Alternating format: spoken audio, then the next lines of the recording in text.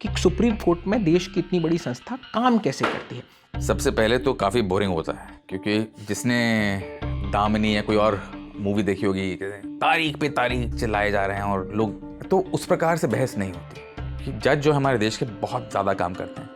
आप सोचते हैं कि सिर्फ 10 से लेकर 4 बजे तक काम करते हैं, उसके बाद छुट्टी नहीं।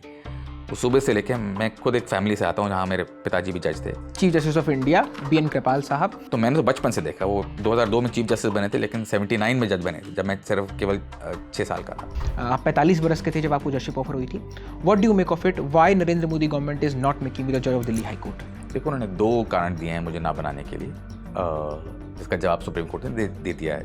पहला तो कि मैं सम लैंग्वेज हूँ, और दूसरा कि मेरे जो पार्टनर हैं उनको मैं अपना हस्बैंड तो कह नहीं सकता, क्योंकि हमने कोशिश करी थी राइट टू मैरिज की, लेकिन वो हुई नहीं। और मुझे दोनों कारण थोड़े खोखले लगते हैं। सरकार में और जुडिशरी में बहुत अन्य लोग रहे हैं और हैं जिनके स्पाउस दूसरे नेशनैलिटी के हैं, और उसके बावजूद ये डिस्क्वालिफिकेशन पे तो नहीं लागू होती। सौरभ, 7 साल हो गए हैं, क्या इस बीच में सरकार की तरफ से कोई बैक चैनल कम्युनिकेशन आपकी तरफ से हो या आपकी किसी से बात हुई हो? नहीं, मुझे तो किसी सरकार में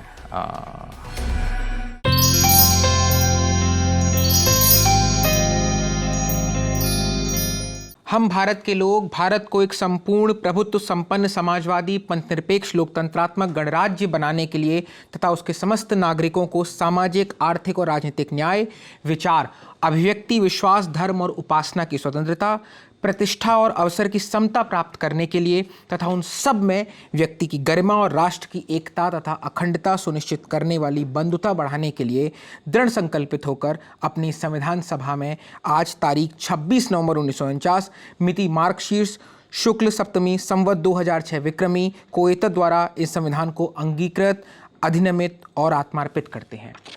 मैंने अभी आपके सामने हिंदुस्तान के आईन की प्रस्तावना का पाठ किया है, वो पाठ जिसमें दर्ज है कि समानता रहेगी।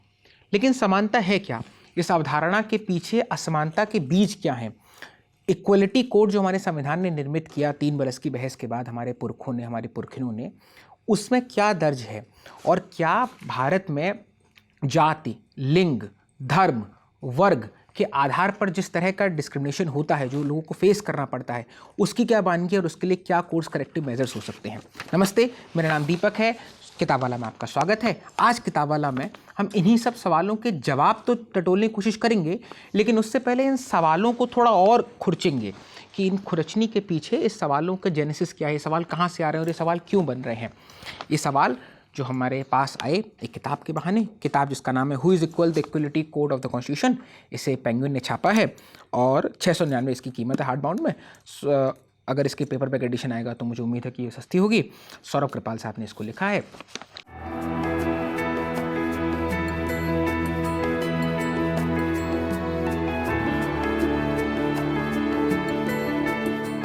सौरभ कृपाल जी दिल्ली हाई कोर्ट में पहले उन्होंने प्रैक्टिस की, उसके बाद अभी सुप्रीम कोर्ट में वो प्रैक्टिस कर रहे हैं लॉयर की। इससे पहले वो 2 किताबें लिख चुके हैं, sex and the Supreme Court and 15 judgments that shape the financial landscape of the country.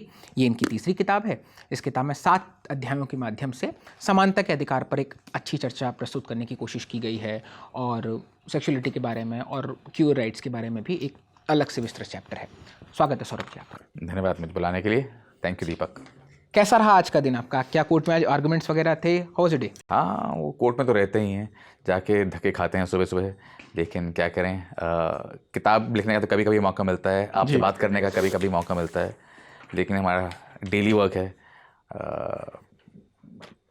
Constitutional law तो हमेशा करने को नहीं मिलता, लेकिन कमर्शियल लॉ ज़्यादा मैं करता हूँ। आके अमीर कॉरपोरेशन और आपस में जो लड़ाई चलती है उनके बारे में काम रहता है मेरा। बट थकावट तो होती है, लेकिन शाम को जब किताब पढ़ते हैं, आपसे बात करते हैं, तो it all makes it worthwhile. सब कुछ फिर अच्छा लगता है हमें देखने के। आपकी किताब में दाखिल होऊंगा, लेकिन पहले आपके फ्रंट कवर से टकराना चाहता हूँ थोड़ी देर के लिए। हु इज़ इक्वल से पहले हम इस सवाल को जरा टटोलें कि इनइक्वलिटी उपजती कैसे है। कैसे कोई व्यक्ति, इसका जेनेसिस में जानना चाह रहा हूँ कि कैसे कोई व्यक्ति या समूह ये तय करता है कि वो एक अमुक किस्म के व्यक्ति या समूह के साथ वैसा व्यवहार नहीं करेगा। मसलन मानव जीवन में किसी व्यक्ति के दिमाग में इनइक्वलिटी की कॉन्सेप्ट कैसे आता है। The reason why am asking is I want to delve into it कि how and why we got in here. देखिए, इनइक्वालिटी तो मेरे ख्याल से शायद हम मानव जाति में इनबिल्ट ही है, क्योंकि कितनी भी हम प्रोग्रेस कर लें, कितने भी आगे बढ़ जाएं, हमेशा किसी ना किसी के को देख के हमें अच्छा लगता है कि हम किसी और से बेहतर हैं, और किसी और को देखते हैं हमें लगता है कि हम उनसे कम हैं। तो ये सोचने का एक तरीका है व्यक्तियों का कि अपने आप को हमेशा किसी और से कंपेयर करें, क्योंकि हम सब सोसाइटी में रहते हैं। Man is a social animal जो कहते हैं, और जैसे आप सोशल एनिमल हैं, आप सोसाइटी में रहते हैं और लोगों से आपके इंटरेक्शन होते हैं, तो हमेशा आपसे कोई अच्छे लोग होंगे, कोई बेहतर लोग होंगे, आपसे कोई ज़्यादा फॉर्चुनेट लोग होंगे, या आपसे कोई नीचे होंगे। तो कई बार, और इसमें काफ़ी रिसर्च भी हुई है कि जब आप नीचे वाले लोगों को देखते हैं, आपसे जो कम फॉर्चुनेट हैं, तो आपको उस वहाँ से कई बार डिसगस्ट होता है कि किस तरह के लोग हैं। ये ह्यूमन थिंकिंग नेचुरल, जब हम एनिमल से इवॉल्व हुए हैं तब से चली आ रही है। हालांकि हमें इस पर गर्व नहीं होना चाहिए कि हम एनिमल से एप से डिसेंड कर रहे हैं, तो उनकी जो सोच थी हम आज भी वही ले रहे हैं। हमारा जैसे हमारे संविधान ने आपने बोला एक प्रॉमिस है, हम आगे बढ़ेंगे, तो equality also has to move on that concept, but it is hard wired I think in equality. और इसमें अलग देशों में हम मुझे पता है इसके बारे में बात करेंगे। भारत में तो कम से कम इनइक्वालिटी के जो कॉजेज़ हैं वो बहुत डीप और हिस्टोरिकल कॉजेज़ हैं। सबसे पहले तो देखिए आप, जैसे हम बात करें जाति की, ये जातिवाद लोग कहते हैं, लेकिन this problem of caste has been there for pretty much almost Vedic times. हालांकि वेदों में इतना कास्ट के बारे में नहीं लिखा, लेकिन फिर भी तब से शायद वो प्रथा शुरू हुई है, और तब से सोसाइटी की स्ट्रेटिफिकेशन होने लग गई। कई लोग अपने एडवांटेज को लेकर स्ट्रक्चरली और परपेचुएट करने लगे, और उन्हें लगा कि अगर मेरे पास एडवांटेज हैं, मेरे पास अधिकार ज़्यादा हैं, तो मेरे बच्चों के पास भी वो होने चाहिए। तो वो बन गया हेरिडिटरी, और उस हेरिडिटरी को क्रिस्टलाइज हो गया कास्ट सिस्टम में। तो शायद वैसे कास्ट सिस्टम है। हालांकि this is a debate as to whether this is part of the Vedas और नॉट, और whether it is part of the Manusmriti, ये कहाँ से आई।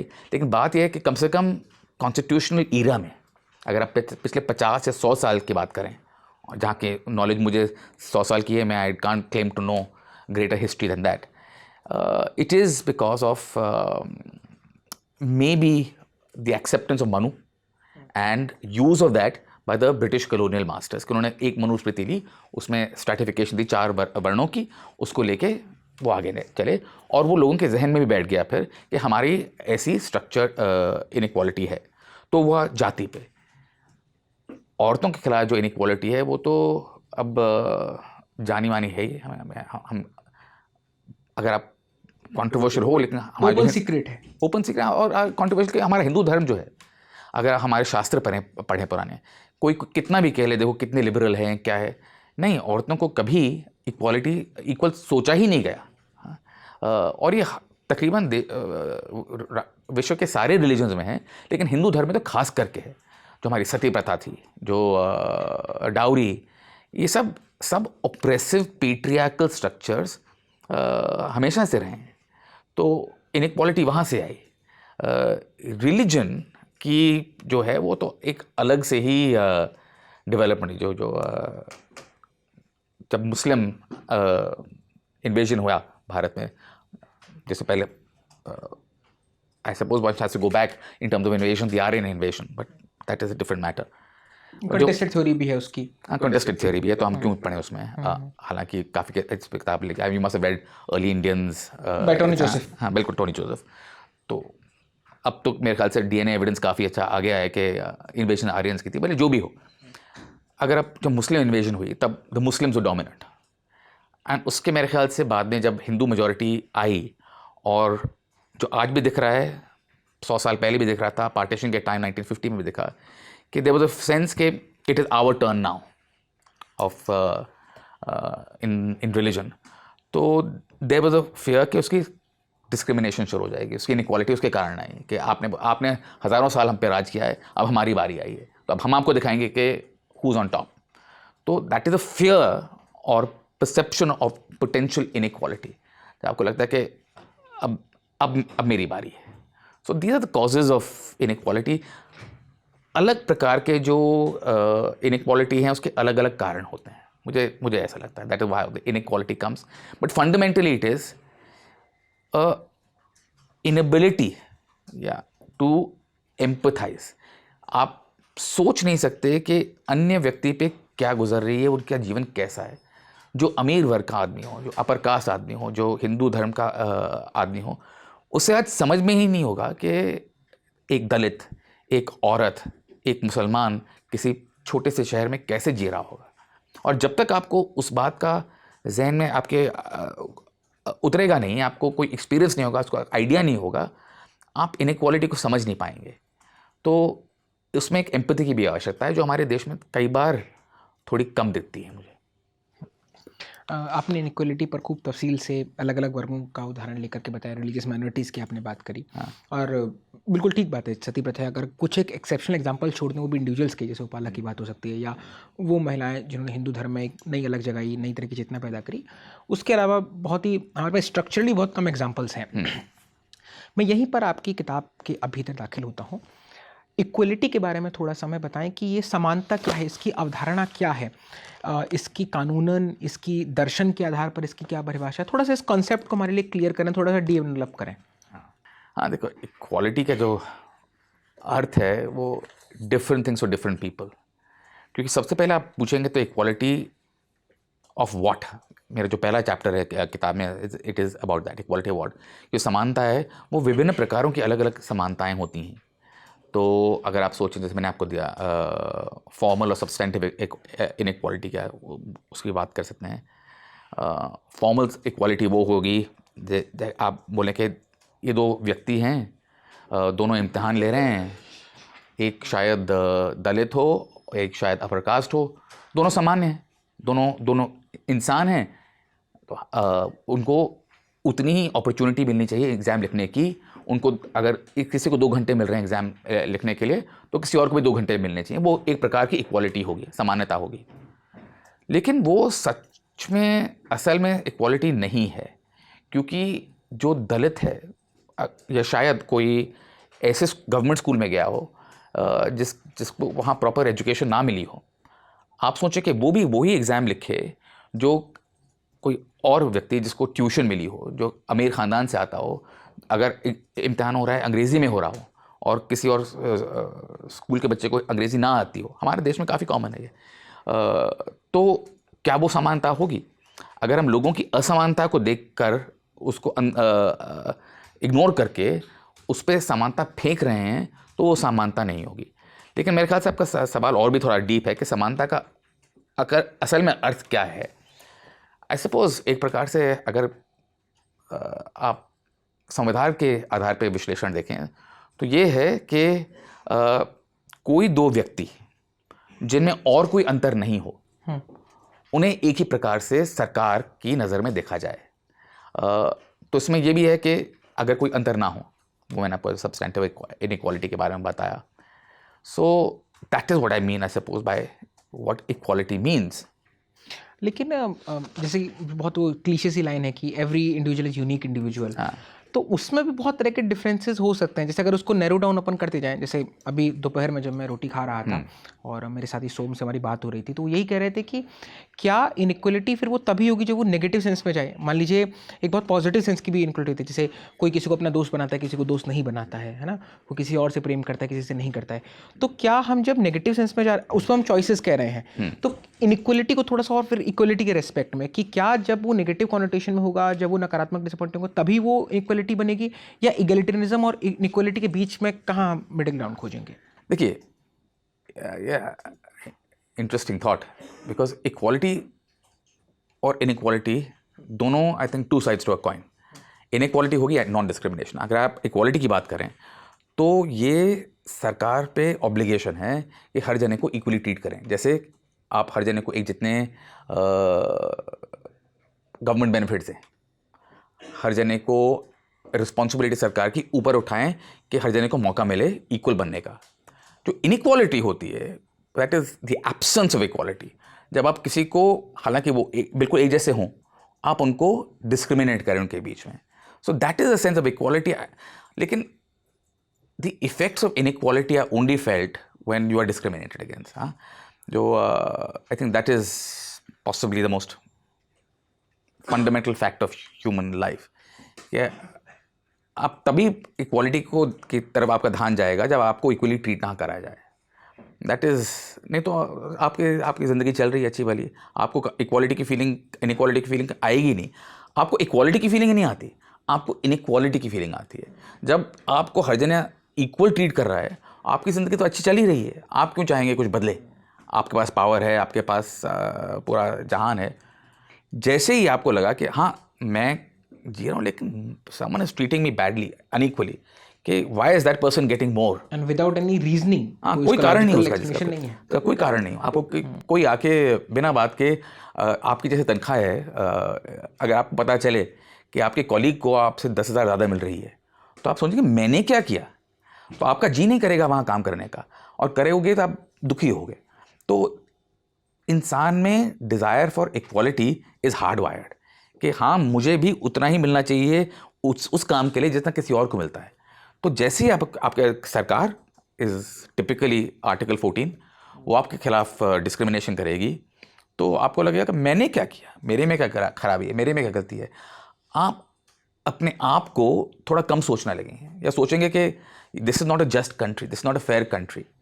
तो that is the problem with inequality, it dehumanizes you, because the desire for equality is a universal human desire. हर जने चाहता है कि वो, कोई इंसान नहीं सोचता कि वो किसी और से कम है, और होते भी नहीं। इंसानियत में तो ज़रूरी है कि हर जना एक समान इंसान है। यूनिकनेस अलग चीज़ है, यूनिकनेस के अलग अलग फैसेट्स हैं। हाँ, कि कोई दो व्यक्ति एक आइडेंटिकल नहीं होते, लेकिन अगर उसका कोई एक्सप्लेनेशन ना हो, बिना एक्सप्लेनेशन के, वो दैट इज अनइक्वल। करेक्ट। अच्छा, समानता स्थापित हो सके, इसके बारे में हमारे संविधान ने क्या व्यवस्था की है? जैसे मैं आज सुबह जब एनसीईआरटी किताबें टटोल रहा था चाय पीते हुए, तो उसमें 7वीं 8वीं क्लास से ही आर्टिकल 14 to 18 के बारे में डिस्क्रिप्शन वगैरह आ जाता है कि राइट टू इक्वलिटी है या तमाम तरह की चीज़ें, पार्ट 3 फंडामेंटल राइट्स में। और क्या, तो एक तो फंडामेंटल राइट्स ही है जो बिल्कुल मतलब आपका कोर है, आप कोर्ट जा सकते हैं आर्टिकल 32 के तहत, राइट टू कॉन्स्टिट्यूशनल रेमेडीज़, कि अगर आपके अधिकारों का उल्लंघन हो रहा है तो सुप्रीम कोर्ट आपके राइट्स को प्रोटेक्ट करेगा, गार्जियन ऑफ द कॉन्स्टिट्यूशन। क्या इसके अलावा और क्या नियमावलियाँ हैं? मतलब अगर आपका समानता का अधिकार है तो भारतीय संविधान निर्माताओं ने, भारतीय संस्थाओं ने, चाहे वो न्यायपालिका की हों चाहे वो कार्यपालिका की हों, किस तरह की व्यवस्था की है कि आपका संविधान, जो आपका समानता का अधिकार है, वो सुरक्षित रह सके? संविधान के बारे में बताएं। हाँ, देखिए, इसके अलग अलग लेयर्स हैं। सबसे ऊपर तो है हमारा मूल अधिकार, जो फंडामेंटल राइट्स कहते हैं, जो आपने बोला आर्टिकल 14, 15, 16, 17, 18 है, जो बोलते हैं कि ये स्टेट को कोई अधिकार नहीं है कि किसी दो व्यक्तियों को असामान्य तरीके से उनकी ट्रीटमेंट हो। ये तो रिस्पॉन्सिबिलिटी होगी स्टेट पे। उसको फिर थोड़ा आगे बढ़ाया गया है, जैसे आर्टिकल 15 में और 16 में, कि आप एजुकेशन और एम्प्लॉयमेंट में अलग अलग जो हैं, वहाँ भी आप डिस्क्रिमिनेशन नहीं कर सकते। लेकिन जैसे मैंने बोला, एक फॉर्मल और सब्सटेंटिव इनइक्वालिटी में अंतर होता है। उसमें प्रोविजन है रिजर्वेशन का, जो मैंने आपको बोला कि अगर एक दलित की बेटी पढ़ रही है और एक अपर कास्ट इंडस्ट्रियलिस्ट का लड़का पढ़ रहा है, तो उनको बोला कि आप दोनों इक्वली एग्ज़ाम दे सकते हैं, आप खुला है, आपके खिलाफ डिस्क्रिमिनेशन नहीं हो रही, दैट इज़ नॉट इक्वालिटी। तो आर्टिकल 15 और 16 में उसका एक प्रोविज़न है कि रिजर्वेशन उसमें हो पाएँ। तो reservations are seen as part of equality. तो generally rule is everyone has to be treated equal, but to say that to unequal people will be treated equally is also inequality. तो हमारा संविधान कहता है कि जहाँ दो लोग असामान्य हैं अपने जाति के कारण, अपने लिंग के कारण, उनको हम समान तरीके से नहीं देखेंगे, रिजर्वेशन देंगे, थोड़ा और बेनिफिट देंगे, और उनको एक जैसे स्तर पर लाके रखने की कोशिश करेंगे। तो ये भी रिस्पॉन्सिबिलिटी स्टेट की हुई। तो ये हो गया हमारे मौलिक अधिकार। उसके बाद आते हैं आप न्यायपालिका ने कोई अधिकार बनाए हैं, जैसे, तो जैसे औरतों के लिए there is you cannot discriminate on the ground of employment, कि अगर एक आदमी और औरत दोनों एक जॉब के लिए अप्लाई कर रहे हैं तो आप ये नहीं कह सकते कि आप औरत हैं इसलिए आपको वो जॉब नहीं मिलेगी, या फिर आपको वो जॉब मिल गई तो आपको उसकी तनख्वाह कम मिलेगी। Equal pay for equal work का एक लॉ है, और ऐसे अनेक लॉज हैं। लेकिन दुख की बात यह है, मुझे लगता है कि जो लॉज हैं, एक कोई जनरल एंटी डिस्क्रिमिनेशन लॉ हमारे देश में नहीं है कि आप जाति, धर्म, लिंग, सेक्सुअलिटी, रिलीजन, इसके तहत आप एक व्यक्ति किसी और व्यक्ति के खिलाफ डिस्क्रिमिनेशन ना कर पाए। आपका एक अम्ब्रेला लॉ नहीं है। अम्ब्रेला लॉ नहीं। देखो आर्टिकल 14 जो जिसकी बात हमने करी, वो तो उसकी ऑब्लिगेशन स्टेट पे है, सरकार पे, कि सरकार किसी दो व्यक्तियों के बीच में डिस्क्रिमिनेशन नहीं कर सकता। लेकिन कोई प्राइवेट इंडिविजुअल हमेशा डिस्क्रिमिनेशन कर सकता है। तो काफ़ी केस चले हैं सेक्सुअलिटी पे जो हैं अमेरिका में, कि कई लोग कहते हैं कि देखो मुझे नहीं इस बात पे विश्वास, मैं आपको सर्विस नहीं दूंगा क्योंकि आप क्वियर हैं, आप गे हैं।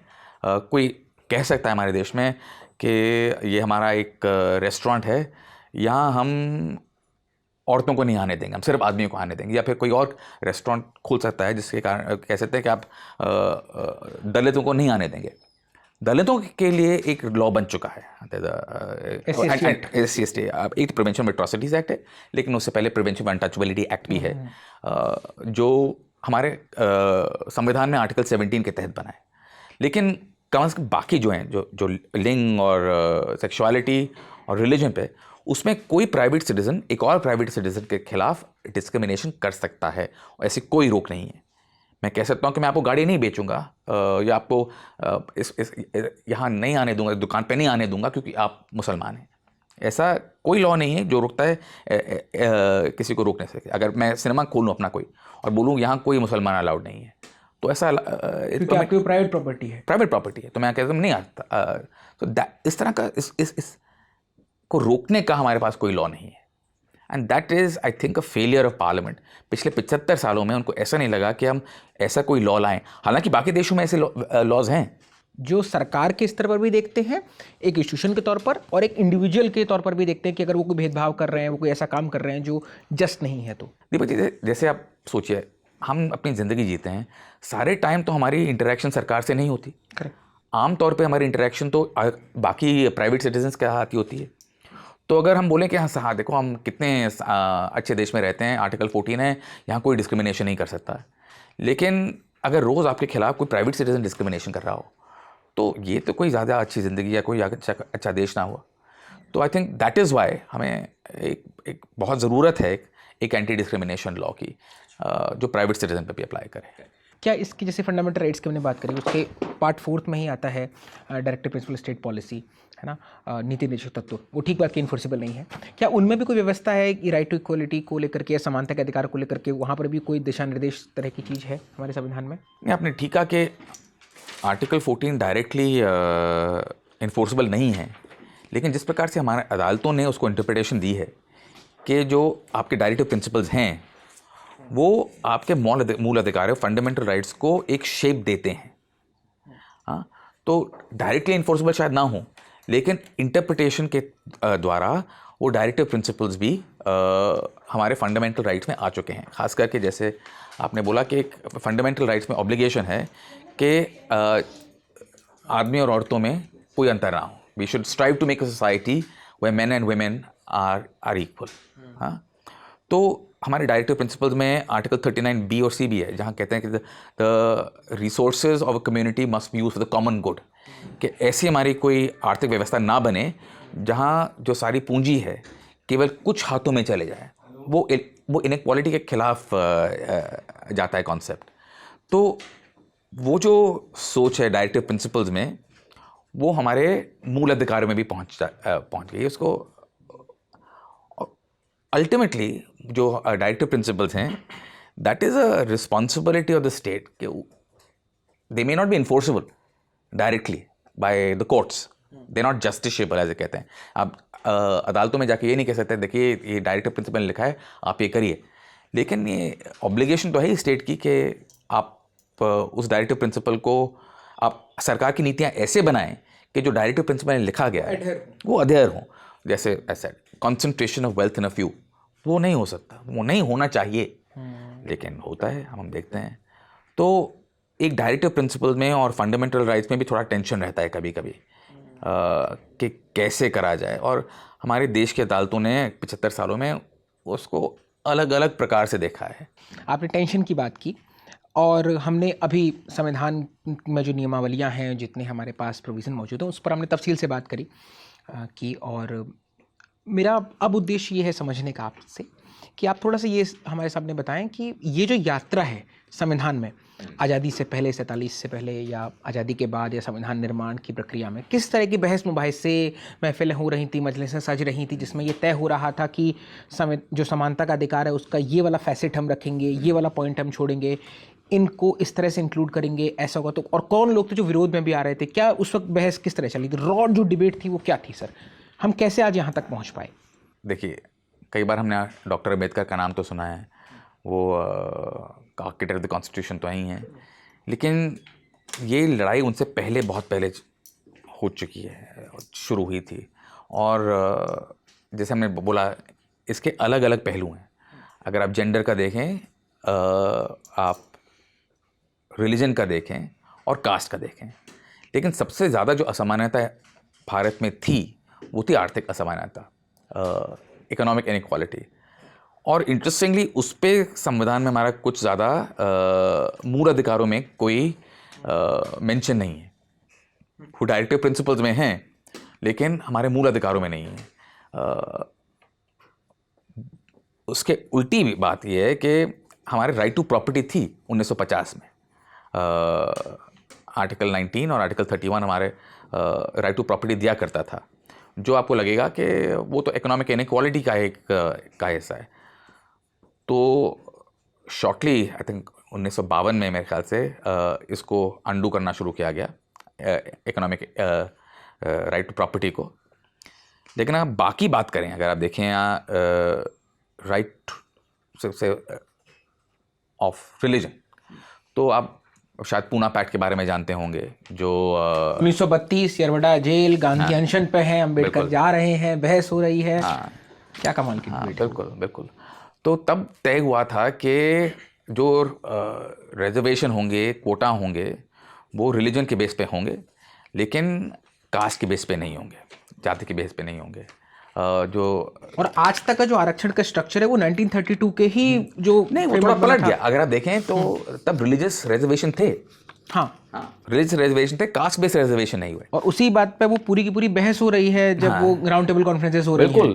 तो तभी अम्बेडकर जी ने बोला communal award, I think, communal award, exactly, model mentor of communal award, Ramsay MacDonald और वो सब आए। बिल्कुल बिल्कुल। तो if you go to the history के द आइडिया वाज कि आपके सेपरेट इलेक्टोरेट बनेंगे, कि क्योंकि अगर आप हिंदू और मुसलमान दोनों वोट कर रहे हैं, बिकॉज हिंदू न्यूमेरिकल मेजॉरिटी में हैं, तो उनके कैंडिडेट्स हमेशा आएंगे और मुसलमान कैंडिडेट कभी नहीं आएंगे। तो इसलिए एक सेपरेट इलेक्टोरेट बना, कम्युनल इलेक्टोरेट।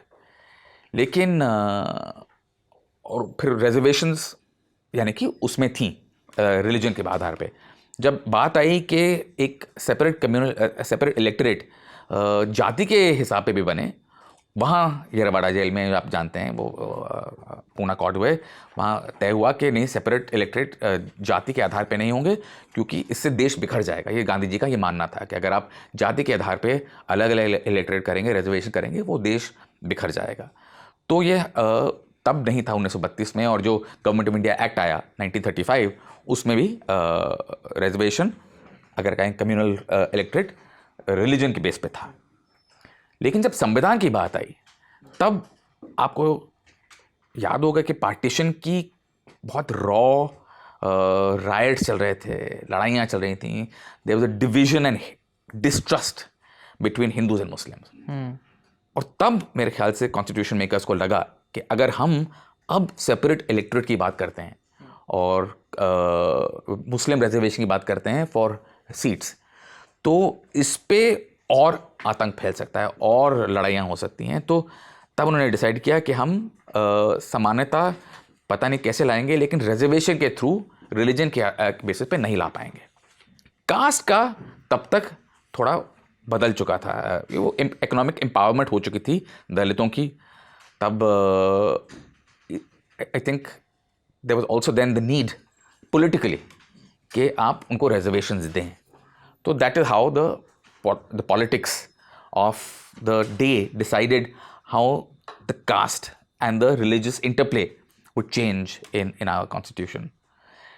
जहाँ रही बात महिलाओं की, जो the fourth axis of discrimination जो कहते हैं, वो तो आई थिंक जो founding mothers of the constitution है, हमारी जो 15 महिलाएं थी जो कॉन्स्टिट्यूशन में थी, ये बहुत अच्छी किताब भी है उनके ऊपर, अभी आई है वाइट, अभी एक और नई भी आई है, fantastic. Their contribution not valued enough, but ठीक है, that's for another discussion for that author. But there was a feeling always कि हाँ, हमारे हिंदू धर्म में डिस्क्रिमिनेशन हुआ है अगेंस्ट वुमेन, तो संविधान को ये प्रॉमिस और गारंटी करना चाहिए कि कोई हमारे आदमी और औरतों के बीच में अंतर ना हो। और उसी समय जब संविधान बन रहा था, उसी पार्लियामेंट में, उसी कॉन्स्टिट्यूएंट असेंबली डिबेट में हिंदू कोड की बिल की बात चल रही थी कि हिंदू धर्म को कैसे रिफॉर्म किया जाए कि जो इनइक्वालिटीज़ हैं वो रेमेडी हों। तो हालांकि मूल अधिकार नहीं है, these are personal laws which are unequal between men and women. रफली एक ही टाइम पे हिंदू रिफॉर्म हुआ और संविधान आया। सो that is how the trajectory was till 1950। उसके बाद तो पिछले 75 साल की जूरिस्प्रूडेंस काफ़ी ups and down, highs and lows पे जा चुकी है और अलग अलग प्रकार के इंटरप्रिटेशन आए हैं। जैसे अब जाति की बात करें तो शुरुआत में सुप्रीम कोर्ट ने 1950 में बोला कि आप जाति के आधार पर कोई आरक्षण नहीं कर सकते, और they was struck down. Champakam Dorairajan का एक बड़ा फेमस केस था, उसको इस सुप्रीम कोर्ट ने स्ट्राइक डाउन कर दिया। तब पंडित नेहरू बोले कि और ख़ास करके जो साउथ में जो कॉमनल अवार्ड, ये कॉमनल जियो कहते थे, जिससे वहाँ हाहाकार मच गई कि हमारे यहाँ तो आरक्षण हमेशा से चले आ रहे हैं अपर कास्ट के, लोअर कास्ट के लिए, तो ये क्या हो रहा है। तो उसके बाद संविधान का जो पहला अमेंडमेंट हुआ वो हुआ, तो संविधान को बदला गया। और उस पर त्रिपुरादमन सिंह ने कमाल की किताब लिखी है, 16 स्टॉर्मी डेज। आप जरूर उसको खोज कर पढ़ें, इसी पेंगुइन पब्लिकेशन से छपी है। It's fantastic book, 16 stormy days, and he chronicles those debates, discussion, the entire thing, वो सब। हाँ, तो इंटरेस्टिंग चीज़ है कि हम मानते हैं बाबा साहब अम्बेडकर हमारे अधिकारों के लिए लड़े, पंडित नेहरू हमारे अधिकारों के लिए लड़े, लेकिन जैसे ही मौका आया कि शायद अदालतें उन अधिकारों को किसी और विभिन्न प्रकार से देख रहे हैं। आप सोचते हैं कि ये अधिकार अच्छे हैं, लेकिन हमारे को जो करना है उसको ना रोक पाएँ। जैसे ही थोड़े उन अधिकारों का उपयोग होने लगा, एंड ये चंपकम दोवराय राजन में जो रिजर्वेशन पॉलिसी वो स्ट्राइक डाउन कर दी गई, जैसे ही, हालांकि it's not about equality but economic equality, ज़मींदारी abolition को हाई कोर्ट ने स्ट्राइक डाउन कर दिया, तब एकदम से फर्स्ट अमेंडमेंट आ गया और हमारे संविधान को अमेंड किया गया, और जो अधिकार दिए गए थे पहली बार उनको छीन लिया गया। और ये तब से चला आ रहा है कि जब अदालतें आती हैं, मूल अधिकार का विश्लेषण करती हैं और थोड़ा आगे बढ़ते हैं हमारे अधिकार, और सरकार को लगता है, जो भी सरकार आए, कि नहीं ये हमें अच्छा नहीं लग रहा, क्योंकि हम कैसे इसके बाद कुछ इम्प्रूवमेंट कर पाएंगे, तो कॉन्स्टिट्यूशन को अमेंड कर दिया जाता है। तो दैट इज़ द प्रॉब्लम। आपने ये आखिरी किताब की तरफ से, उसका फिर हम कुछ और बात भी करें। आपने अदालतों के नज़रिए को दो खाँचों में रखा है समानता को देखने का। एक आपने रखा है फॉर्मल थ्योरी, एक आपने रखा है सब्सटेंटिव थ्योरी। एकदम बिल्कुल गांव भदेश की भाषा में थोड़ा सा इसको ब्रेक डाउन करके आसानी से समझाइए कि एक अगर केस आया है और आप केस अपनी मर्जी का ले सकते हैं, उस केस को देखने का फॉर्मल थ्योरी का नज़रिया क्या होगा और उस केस को देखने का सब्सटेंटिव थ्योरी का देखने का नज़रिया क्या होगा, और इन नेम ड्रॉपिंग के पीछे असली कहानी क्या है, ये नेम का इस डेफिनेशन क्या है नेम्स की। देखिए, हम सब ने मूवी देखी हुई है, हिंदी मूवी, जहाँ दिखाते हैं कि जो जस्टिस है, एक औरत है जिसके ऊपर आंख पे पट्टी बंधी हुई है, उसके हाथ में तराजू है, और वो कुछ नहीं देखती, न्याय की देवी, जो न्याय की देवी है, उनके सामने सब बराबर है, कोई कुछ नहीं देखती। तो जो फॉर्मल इक्वालिटी है, इस प्रकार मेरे ख्याल से एक न्याय की देवी की तरह है, जो कहती है कि हाँ, हर जना समान है, कोई कहाँ से भी आए, कहाँ भी जा रहा हो, ये सरकार को अधिकार नहीं है कि आप किसी दो व्यक्तियों के बीच में अंतर करें, आपको दोनों को एक समान तरीके से ट्रीट करना पड़े। तो मैंने अभी थोड़ी देर पहले एग्जाम्पल दिया कि अगर कोई दो व्यक्ति इम्तिहान दे रहे हों, ये आप नहीं कह सकते कि आपको 2 घंटे मिल रहे हैं, आपको 3 घंटे मिलने इम्तिहान लिखने के लिए, दोनों को एक जितने ही मिलने चाहिए, हर जना एक जैसा है। और जैसे जिस बात चलती है आजकल मेरिट की, कि कहते हैं देखो 2 लोग एक सीट है एग्ज़ाम की, दोनों एग्ज़ाम दे रहे हैं, जिसके ज़्यादा नंबर आए उसको एग्ज़ाम मिलना, उसको वो सीट मिलनी चाहिए। ये हुई बात फॉर्मल इक्वालिटी की, कि किसी भी कारण हम किसी दो व्यक्तियों में भेदभाव नहीं कर सकते। रीडिंग द प्लेन टेक्स्ट, जैसा लिखा हुआ है आप उसको वैसा ही समझें, वैसे ही समझें। All people are created equal means all people are created equal regardless of anything else. Man, woman, Dalit, upper caste, everyone is treated equally, और हम किसी में डिस्क्रिमिनेशन नहीं करेंगे। ये हुई बात फॉर्मल इक्वालिटी की। और हमारे देश के शुरू के सालों में, सुप्रीम कोर्ट के शुरू के सालों में इसी प्रकार की फॉर्मल इक्वालिटी का प्रयोग किया गया। जैसे संविधान में जो लिखा हुआ है एग्जैक्ट अक्षरशः वर्ड टू वर्ड उसका पालन उसी तरह से होगा। बिल्कुल बिल्कुल बिल्कुल। जैसे मैंने कहा चंपकम दोराया का केस, जहाँ मद्रास में रिजर्वेशन दिए गए थे सर्टन कास्ट ब्रेकअप के अधिकार पे, उन्होंने बोला कि नहीं, संविधान कहता है कि आप कास्ट के बेसिस पे आरक्षण नहीं कर सकते, तो स्ट्राइक डाउन कर दिया गया वो आरक्षण की पॉलिसी। उसके बाद आई एक सब्सटेंटिव इनइक्वालिटी की बात। कहते हैं कि अगर आप उस जो ब्लाइंड फोल्ड है उसको थोड़ा हटाएं, तो आपको दिखेगा कि जो दो व्यक्ति आप कह रहे हैं बिल्कुल सामान्य हैं और उनको सामान्य तरीके से ट्रीट करना चाहिए, हालांकि उनकी परिस्थिति सामान्य नहीं है। तो फॉर इंस्टेंस अगर आप बोलें उसी एग्ज़ाम को कि एक अमीर व्यक्ति है, अपर कास्ट व्यक्ति है, जिसकी अंग्रेज़ी में एजुकेशन हुई है, जिसको सारे ट्यूशन मिल चुके हैं, वो एक एग्ज़ाम लिख रहा है, एक सीट है, और एक है महिला पिछड़े वर्ग की जो हिंदी मीडियम स्कूल में गई हो, एग्ज़ाम इंग्लिश मीडियम में हो रहा है, जिसको कोई कोचिंग ना मिल रही हो। आप बोले अरे आप भी वो एग्ज़ाम लिखिए, तो ये आपको एकदम से लगेगा कि ये समानता नहीं है, क्योंकि दो व्यक्ति जिनकी ज़िंदगी इतनी अलग रही हो, जिनका अपब्रिंगिंग इतनी अलग रही होगी, अगर आप बोलें कि मैं सब भूल के आप बोलता हूँ कि अब मैं आपको सामान्य ट्रीट करूँगा, ये तो सबसे बड़ी डिस्क्रिमिनेशन हुई। क्योंकि आप उसमें बोलते हैं मेरिट मेरिट मेरिट, बार बार बोले जाएंगे कि देखिए आप मेरिट, हम तो सिर्फ मेरिट से जा रहे हैं, लेकिन इसमें क्या मेरिट हुआ?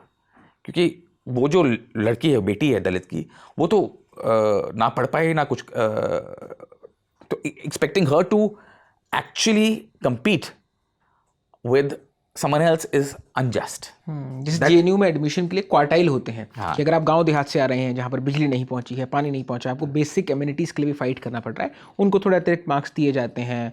और अगर आप शहर से आए हैं और आप आपकी कल्चरल सामाजिक पूंजी आपकी है, आपकी कल्चर कैपिटल है, तो उसका एक अलग तरीका रहता है। Exactly, that is substantive equality. एक और मैं एग्जांपल देता हूँ आपको, अगर मैं रिजर्वेशन पे काफ़ी हो गया, आप बोलते हैं महिलाओं और आदमियों को अगर हम एक बिल्कुल इक्वली देखें, हाँ, तो आदमी को भी अधिकार हैं, औरत को भी अधिकार हैं, आप जाइए वर्क प्लेस में आगे बढ़िए। और लेकिन अगर हम देश की सत्य परिस्थितियों को देखें, औरतों पे ज़्यादा दबाव पड़ता है कि वो घर को संभाले। बच्चा हुआ तो घर पे कौन रहेगा? औरत रहेगी, आदमी नहीं रहेंगे। तो अगर आप बोलें कि आदमी और औरत एक जैसे ही हैं, लेकिन हमारे देश की और सोसाइटी की ऐसी हालात हैं that men and women are not equal, असल में काम करने में नहीं इक्वल है।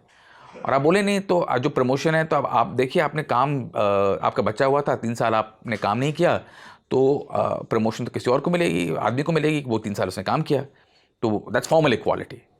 सब्सटेंटिव इक्वालिटी वुड बी जब कोई आपका एम्प्लॉयर देखे, हाँ आपने 3 साल वो काम नहीं किया, लेकिन ये औरतों के साथ आमतौर पे होता है कि उनको काम छोड़ना पड़ता है, क्योंकि उनको घर संभालना पड़ता है, उनको बच्चे पालने हैं। तो हम उसकी थोड़ी एडजस्टमेंट करेंगे, एम्पैथेटिक, और बोलेंगे कि हाँ अगर औरतों को वो 3 साल का गैप माफ़ कर दिया जाए, जैसे प्रमोशन में है, तो उसे कहेंगे सब्सटेंटिव इनइक्वालिटी। तो जो आदमी की लिव्ड रियलिटी, असल रियलिटी है, उसको देखें और फिर लोगों को कंपेयर करें।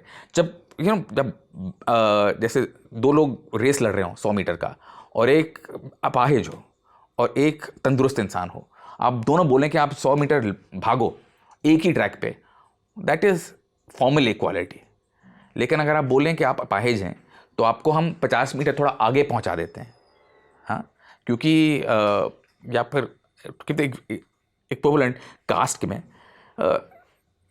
सब्सटेंट history has been so systemically unjust कि आप उस लेवल पे ना पहुंच पाएँ, हाँ, तो आपको रिजर्वेशन का एडवांटेज दिए जा रहे हैं।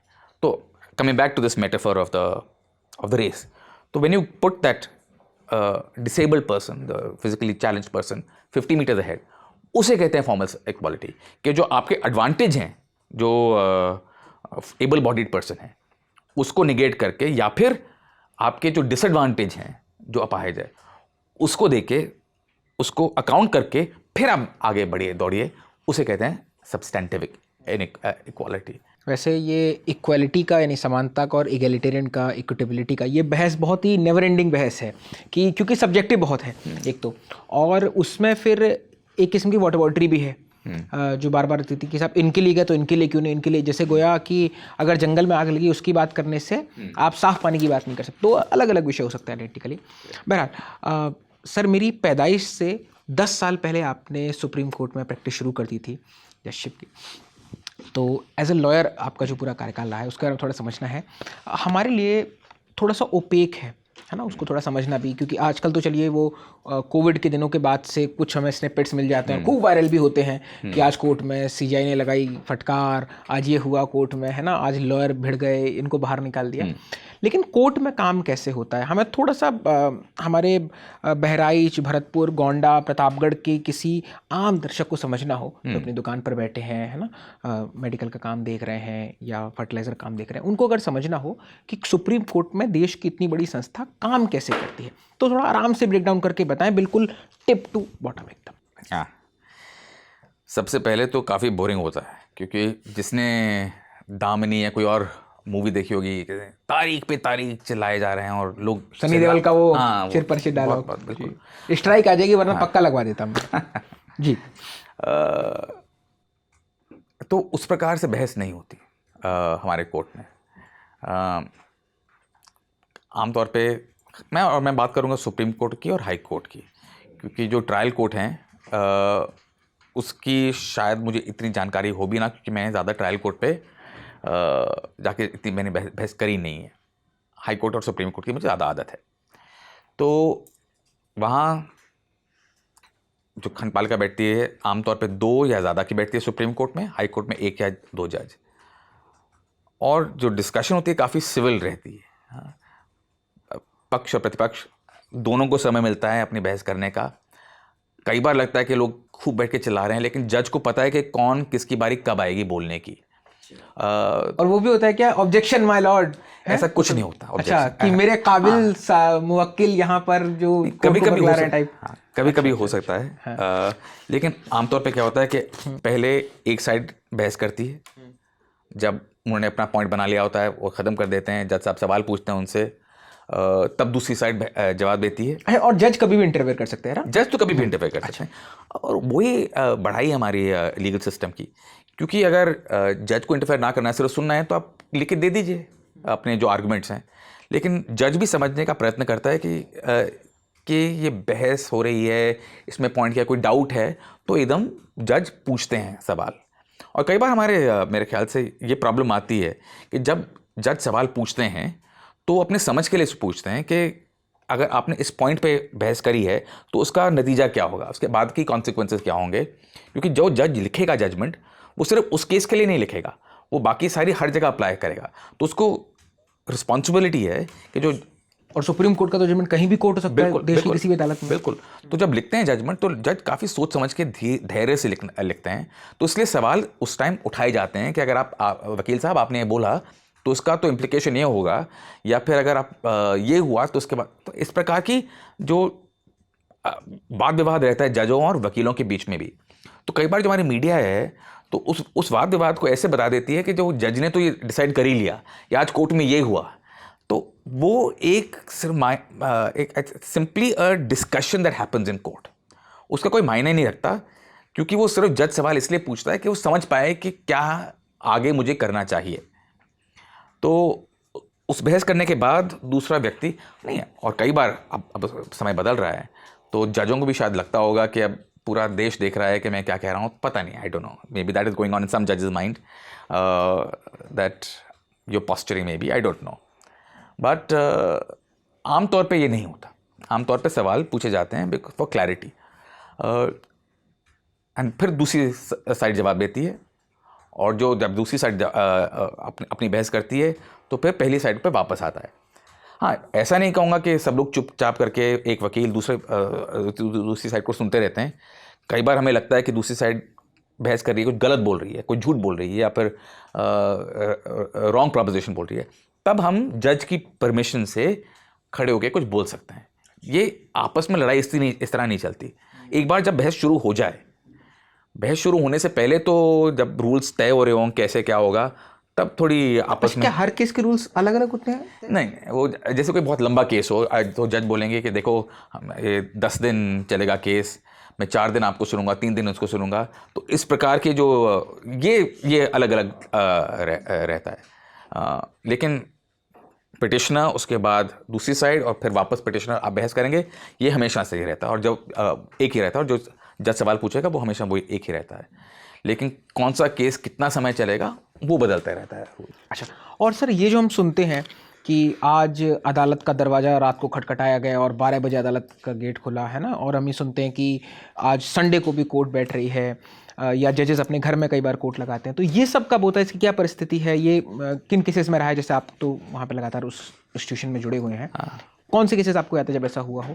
आमतौर पे उन केसेस पे होता है जो बिल्कुल भी वेट नहीं ना कर पाए, जैसे कैपिटल पनिशमेंट। जैसे कैपिटल पनिशमेंट, जैसे Bombay, I forget the man's name, Yasin Bhatkal? नहीं, भटकल नहीं, खैर in any case welcome, 1993 bomb blast की बात कर रहे हैं। तो अगर किसी का अगले दिन कैपिटल पनिशमेंट होने वाला है, उसकी रिव्यू, उसकी मर्सी पिटिशन ना सुनी गई हो, तो जज को वो सुनना पड़ता है, बिकॉज सबसे ज़्यादा संगीन हमारा जो क्राइम है, मर्डर है, उसकी पनिशमेंट डेथ है। The responsibility on the Supreme court is intense, कि उसको बाकी सब छोड़ के वो सुनना चाहिए, बिकॉज एक व्यक्ति की ज़िंदगी गई, क्योंकि अगर आपने गलती कर दी, there is no course correction, उसको तो फांसी लग जाएगी, तो उसका कुछ नहीं हो सकता। तो ऐसे मामलों में सुप्रीम कोर्ट को रात को 12 बजे हो, संडे हो, कभी भी अपने दरवाजे खोलने चाहिए, और खोलते भी हैं, ड्यूटी ऑल टाइम। हाँ, वो तो है।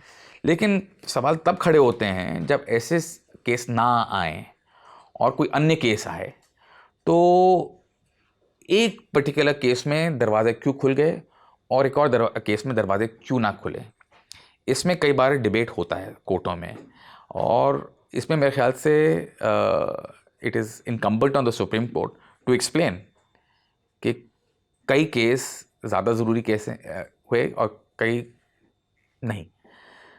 देखिए, एक तो डिस्क्रेशन चीफ जस्टिस में होती ही है, क्योंकि 100 केस हैं, समय उतना ही है, सुन आप 25 सकते हैं, तो चीफ जस्टिस को समझाना कि मैंने इस 25 को इसलिए चुना और उन 75 को नहीं चुना, या इस 5 को नहीं चुना, तो ये तो नेवर एंडिंग डायलेमा है, क्योंकि हर जने को लगता है कि मेरा केस सबसे ज़्यादा ज़रूरी है, हर जने को लगता है, और होता भी उनके लिए। तो इतना तो हमें ट्रस्ट चीफ जस्टिस पे रखना पड़ेगा कि वो तय करेंगे कि कौन सा केस ज़्यादा ज़रूरी है, कौन सा केस ज़्यादा ज़रूरी नहीं है। लेकिन अगर सारे केस ज़रूरी हैं और समानता, हु इज़ इक्वल, सब है, तो संडे को रात को कौन से केस सिवाय डेथ पेनल्टी सुने जाए, अगर वो हो रहे हों, वो जब you behave out of the ordinary, you must give an out of the ordinary explanation, simple as that, right? That is what I believe. So the court must at that point norm को छूटकर कुछ हुआ, अगर norm को छोड़ के तो norm है, जैसे आप डिसाइड करेंगे मंडे टू फ्राइडे 10:30 से 4:30 कोर्ट चलती है हाई कोर्ट में और सुप्रीम कोर्ट में 10:30 से 4 बजे तक। तो उतने समय में कौन से केस लगाने, कब लगाने, वो चीफ जस्टिस का प्रेरोगेटिव है, उसको आप पूछ नहीं सकते और पूछना चाहिए भी नहीं। लेकिन अगर आपने 9 बजे रात के कोई केस लिए या फिर संडे को आके कोई आपने स्टे दे दिया तो वो क्यों हुआ, और अगर उस केस में हुआ तो बाकी केस में क्यों ना हुआ, तो नॉर्म और एक्सेप्शन अलग हाँ, तो नॉर्म और एक्सेप्शन उस पर रिस्पॉन्सिबिलिटी बनती है इसलिए। एक रिस्पॉन्सिबिलिटी आप बार बार सरकार पर डालते हैं और आपके हर इंटरव्यू में चर्चा का विषय भी रहता है। मैं भी जरा आपकी किताब पर बात करने के बाद उस पर बात कर लूँ। साल 2017 कॉलेजियम ने सरकार को, यानी नरेंद्र मोदी सरकार को 5 नाम भेजे, जिसमें एक नाम सौरभ कृपाल जी का भी था, और वो इसलिए था कि वो दिल्ली हाई कोर्ट में जजशिप के तौर पर उनको, ये करेक्ट टर्म यही होती है लीगलिटी में कि जजशिप के लिए, यानी कि वो दिल्ली हाई कोर्ट में जज बनाए जाए। नाम वापस आते हैं, कॉलेजियम के पास नाम गए और कॉलेजियम ने उन नामों पर, जिसमें चीफ जस्टिस चंद्रचूड़ साहब भी उसमें मौजूद थे उस कॉलेजियम में जिसमें वो बयान दिया गया है, अलग अलग चीफ जस्टिस है अलग अलग समय पे, क्योंकि 17 से और काफ़ी गंगा जल में बहुत पानी बह गया था। कॉलेजियम से नाम वापस गया सरकार के पास, और 2017 से आज हम 2024 के सितंबर में बैठे हुए हैं, अभी तक वो फाइल पर कोई निर्णय नहीं आया है। मुकुल रोहतगी साहब को मैं सुन रहा था तो वो ये कह रहे थे कि अगर पहली बार आपने नाम भेजा, कॉलेजियम उस पर डिस्कस करेगा साहब को, सरकार को इन नामों से आपत्ति है, और अगर वो नाम दोबारा गए हैं तो इट बिकम्स नाउ वर्डिक्ट कि आपको मानना पड़ेगा। So what do you make of it? क्योंकि लॉ कमीशन ने जो विज्ञप्ति जारी करी लॉ मिनिस्ट्री की तरफ से, उसमें ये था कि चूँकि आपके पार्टनर किसी दूसरे देश से हैं, उनकी नेशनलिटी दूसरी है, इसलिए उनको इस बात पर अभी शुभा है कि वो आपको जजशिप ऑफर नहीं कर रहे हैं। आप 45 बरस के थे जब आपको जजशिप ऑफर हुई थी। What do you make of it? Why Narendra Modi government is not making with the जज of Delhi High Court, and do you regret it? देखो, उन्होंने 2 कारण दिए हैं मुझे ना बनाने के लिए, जिसका जवाब सुप्रीम कोर्ट ने दे दिया है। पहला तो कि मैं समलैंगिक हूँ और उन अधिकारों में विश्वास रखता हूँ, इतना विश्वास कि मैंने किताब लिख दी उस पर। हाँ, तो ये सत्य है, मैं हूँ, खुलेआम से अपना जीवन जी रहा हूँ। और दूसरा कि मेरे जो पार्टनर हैं उनको मैं अपना हस्बैंड तो कह नहीं सकता, क्योंकि हमने कोशिश करी थी राइट टू मैरिज की, लेकिन वो हुई नहीं, तो पार्टनर ही कहना पड़ेगा। वो एक विदेश राज्य के नागरिक हैं। तो ये 2 कारण हैं, उन्होंने ऑस्टेंसिवली बोले, और मुझे दोनों कारण थोड़े खोखले लगते हैं, क्योंकि देश में समलैंगिक होना अब अपराध नहीं है, और अगर अपराध नहीं है तो फिर उससे क्या फ़र्क पड़ता है कि मैं समलैंगिक हूँ या ना हूँ। 2018 से पहले जब नवतेज जौहर की जजमेंट आई थी, उससे पहले तो शायद कुछ आप कह सकते थे, लेकिन उसके बाद तो कुछ कह नहीं पाते। वो जजमेंट छड़ा हमारे दर्शकों को एक्सप्लेन करते हैं। नवतेज जौहर की जजमेंट, एक नवतेज जौहर की जजमेंट आई थी, उसकी एनिवर्सरी आने वाली 6 सितंबर को 2018 में नवतेज जौहर में, जब धारा 377 को सुप्रीम कोर्ट ने रीड डाउन किया था और बोला था कि जो समलैंगिक सेक्सुअल रिलेशनशिप्स हैं वो क्रिमिनल नहीं हो सकते। उससे पहले आपको आजीवन कारावास या 10 साल की पनिशमेंट सज़ा दी जा सकती थी अगर आपके सेक्सुअल रिलेशनशिप होते धारा 377 के अंडर। बट नवतेज जौहर ने बोला कि नहीं, 5 जजों की खंडपालिका ने बोला था कि हमारे कॉन्स्टिट्यूशन में आर्टिकल 14, 21, 19 जो हैं उनके तहत ऐसा क्रिमिनलाइजेशन नहीं हो सकता, क्योंकि हर नागरिक देश का एक बराबर है और हर नागरिक को जीने का अधिकार है उसी प्रकार जो किसी और नागरिक को है। तो उस जजमेंट के बाद अगर कोई समलैंगिक व्यक्ति, कोई क्वेयर व्यक्ति कानून की आंख में, देश की आंख में, संविधान की आंख में एक जैसा ही है, तो फिर ये क्या कहना कि मैं समलैंगिक हूँ इसलिए जज नहीं बन सकता। तो वो कारण तो मुझे समझ में आया नहीं।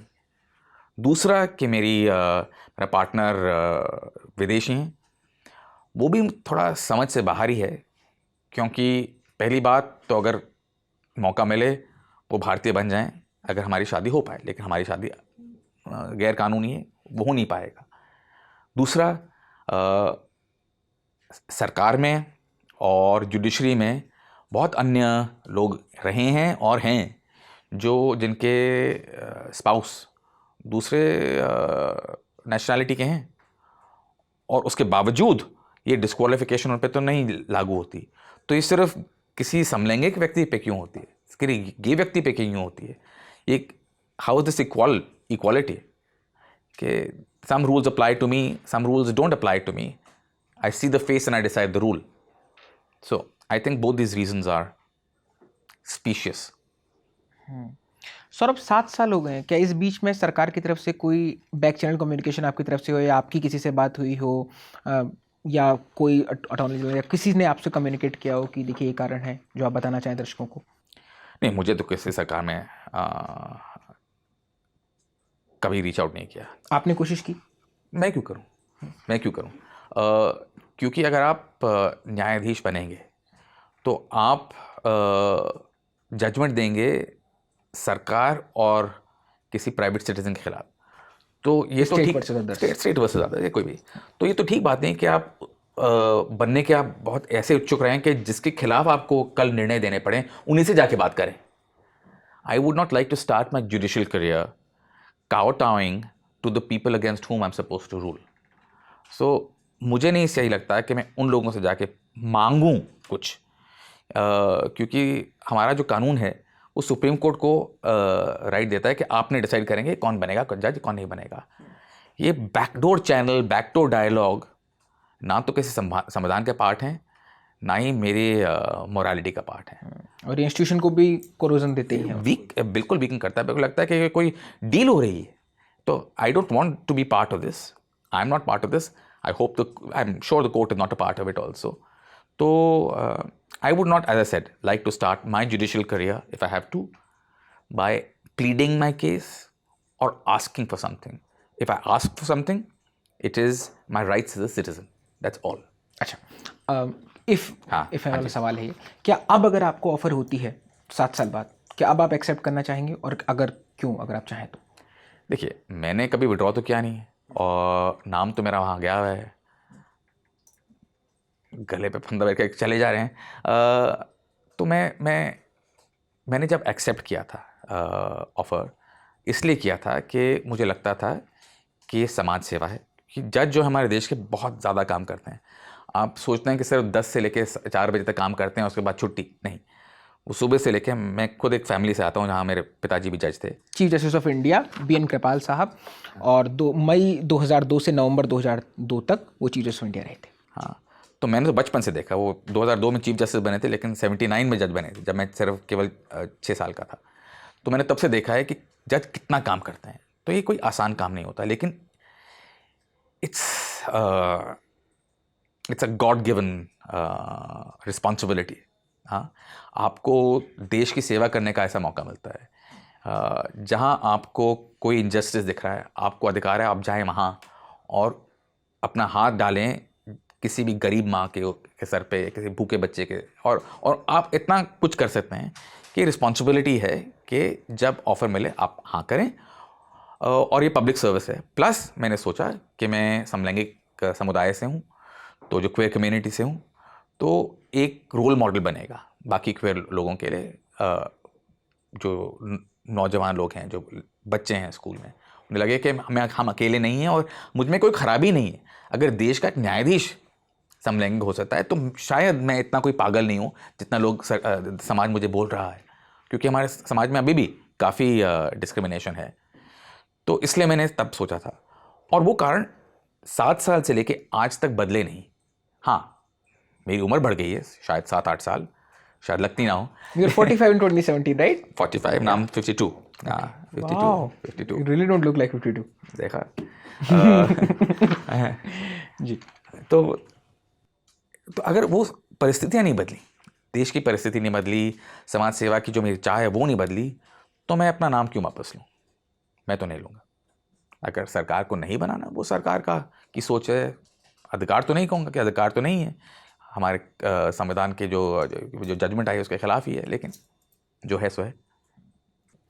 अंत में आप क्यूर कम्युनिटी से आते हैं और आप उसके प्रति, वो एक बड़ा रीज़न रहा है आपको जजशिप ऑफर नहीं हुई, तो हमारे आम दर्शकों के लिए हिंदी में, अंग्रेज़ी में, जो भी आपको किताबें याद आती हो, अगर किसी व्यक्ति को क्यूर कम्युनिटी के बारे में पढ़ना हो, उनके बारे में समझना हो, उनकी दुनिया को जानना हो, है ना, उनकी दुनिया में जिस तरह की क्रूरताएं उन पर थोपी गई हैं, जिस तरह के अत्याचारों से वो दो चार हुए हैं, जिस तरह के भेदभाव से सामना करते हुए, वो जिलाते हुए, जिल्लत के साथ अपनी ज़िंदगी जीते हुए और आज यहाँ इतना बेहतर काम करने के लिए दिशा में अग्रसर है, उसके लिए आप कुछ किताबें बताना चाहें, कुछ किताबें रिकमेंड करना चाहें कि ये 5-6 किताबें आप ज़रूर पढ़ लीजिए, इससे आपको एक बेहतर समझ आपकी निर्माण होगी और आप एक बेहतर इंसान तो बनेंगे ही। देखिए, पहले तो जो अत्याचार हुए हैं, एक किताब है अकई पद्मशाली, उन्होंने लिखी है, तो उसकी उनकी ऑटोबायोग्राफी है, तो वो पढ़नी चाहिए। वो ट्रांस वुमन है, कर्नाटका में रहती हैं, और the chronicle of her childhood and the torture that she went through, it makes for difficult but searing and I think necessary reading. So वो पढ़नी चाहिए हर जने को। बट मुझे हमेशा लगता है कि दुख पे ज़्यादा फोकस करना तो ठीक है, करते ही हैं। I want your audience to read something positive. Absolutely. हाँ, उम्मीद उम्मीद उम्मीद उम्मीद तो दुनिया कायम है, उस पे हम चल रहे हैं। एक किताब है, एक मेरे दोस्त हुआ करते थे, वो तो अब नहीं रहे, सलीम किदवई और एक रुत वनीता, उन्होंने किताब निकाली है called same sex love in India. तो वो किताब जो है एक कंपेंडियम है शॉर्ट स्टोरीज़ की, जो बताता है कि जो आप कहते हैं ये वेस्टर्न कंस्ट्रक्ट है, समलैंगिकता कहीं बाहर से आई है, किसी विदेश से आई है, वो हमारे देश का कितना हिस्सा थी। उपनिषदों देवदों से शुरू होके मॉडर्न कंटेम्प्रेरी इंडियन राइटर्स तक मुंशी प्रेम, आप उस किताब को पढ़िए, शॉर्ट स्टोरीज़ हैं काफ़ी सारी, और आपको पूरा उसमें एक सर्वे मिल जाएगा लिटरेचर का कि हमारे भारतीय लिटरेचर में समलैंगिकता कितनी एक्सेप्टेड थी, और ये कोई अजीब चीज़ नहीं। तो these are the 2 books I would recommend straight away for your audience. ये 2 किताबें हैं, खूब सारा पढ़िए, ताकि पढ़ते हुए जब आप अपनी कठिनाइयों से, अपने बायसेस से, अपनी प्रेजुडिसेस से 2-4 हों, आप उससे लगातार मुठभेड़ कर सकें, तो आपके पास एक बेहतर समझ हो और आप लगातार उत्तरोत्तर प्रगति के साथ आगे बढ़ें। सौरभ की किताब से हम ये सीख सकते हैं कि किसी के साथ भी किसी भी किस्म का भेदभाव उसके ऊपर एक ऐसी अमिट छाप छोड़कर जाता है जो उसे आगे आने वाले जीवन के लिए या तो जलाए रखता है या उसकी जिज्विषा को घूंट देता है। तो हम अपने तय कम से कम ये उम्मीद तो करें हैं कि हमारे चाहे अनचाहे, गाहे बगाहे किसी के साथ ऐसा व्यवहार ना हो। सौरभ की किताब से आपको मैरिज के बारे में, कास्ट के बारे में, क्लास के बारे में, अलग अलग वर्गों में जिस तरह का डिस्क्रिमिनेशन है उसके बारे में बात होती है। हमने एक मोटा माटी खाका पेश करने की कोशिश की है। मैं हमेशा ये कहता हूँ कि देखना कभी भी पढ़ने का विकल्प नहीं हो सकता, देखना और सुनना। ऑडियो बुक्स आ गए तो एक अलग तर्क है, जिनके लिए वो कर जाएँ, मैं अभी भी उतना सक्षम नहीं हो पाया हूँ। आप खूब सारा पढ़ें। इस बातचीत को रिकॉर्ड किया था अमितेश जी और विजय जी ने। मैं एक कविता के साथ आपको छोड़े जा रहा हूँ। अनुराग अनंत की लिखी कविता है इच्छा। मुझसे नहीं पूछा गया क्या बनना चाहते हो, बस बना दिया गया मनुष्य, जबकि बनाया नहीं जा सकता किसी को मनुष्य। यदि पूछी जाती मेरी इच्छा तो मैं वह जिद बनना चाहता जो कोई बच्चा सड़क के आवारा कुत्ते को पालने के लिए करता है, या वह बहाना जो कोई लड़की देर से घर आने के लिए करती है। मैं चिड़िया के चोंच में दबा तिनका बनना चाहता था, या बरसात की कागज़ वाली नाव, या किसी बूढ़े आदमी की याददाश्त, या अपनी माँ की आंखों में सोया हुआ पानी, या अपनी प्रेमिका की चुप्पी, या अपने पिता की विवाही। और अगर ये सब कुछ न संभव हो पाता बनना, तो आसमान का वह तारा ही बन जाता जो हर रात टूटता है और लोग आंखें बंद करके कभी न पूर्ण होने वाली इच्छाएं बुदबुदाते हैं। पर अफसोस पूछा ही नहीं गया मुझसे तुम क्या बनना चाहते हो। देखते रहिए द लेलन टॉप।